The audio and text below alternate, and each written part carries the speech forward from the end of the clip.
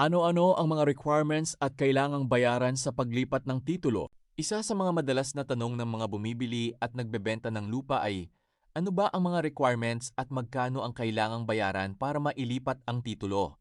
Mahalagang malaman ang proseso upang maiwasan ang aberya, dagdag gastos at pagkaantala sa paglabas ng bagong titulo. Mga karaniwang requirements: notarized deed of absolute sale o iba pang dokumentong nagpapatunay ng bentahan, original owner's duplicate copy ng titulo, certified true copy ng titulo mula sa Registry of Deeds kung kinakailangan, latest tax declaration, tax clearance o real property tax receipts bilang patunay na updated ang pagbabayad ng buwis sa lupa, valid government IDs ng buyer at seller, TEN ng buyer at seller. Mga karagdagang dokumento kung kinakailangan tulad ng marriage certificate, SPA, extrajudicial settlement, death certificate. Mga karaniwang bayarin. 1. Capital gains tax. Karaniwang katumbas ng 6% ng selling price, zonal value, o fair market value, kung alin ang mas mataas. 2. Documentary stamp tax. Karaniwang 1.5% ng selling price o fair market value kung alin ang mas mataas. 3.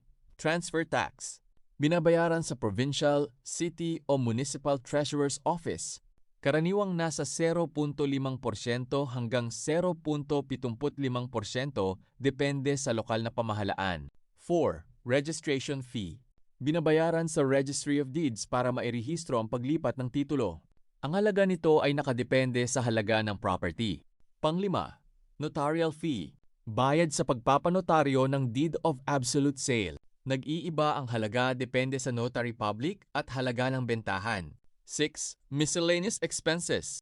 Maaring kabilang dito ang certified true copies, documentary requirements, processing fees, assessor's office fees, tax declaration transfer fees. Simpleng proseso ng paglipat ng titulo. Step 1. Pirmahan at ipanotaryo ang Deed of Absolute Sale. Step 2. Bayaran ang mga buwis sa BIR tulad ng capital gains tax, documentary stamp tax. Step 3. Kumuha ng electronic certificate authorizing registration mula sa BIR. Step 4. Bayaran ang transfer tax sa Treasurer's Office. Step 5. Isumite ang mga dokumento sa Registry of Deeds para sa pagproseso ng bagong titulo.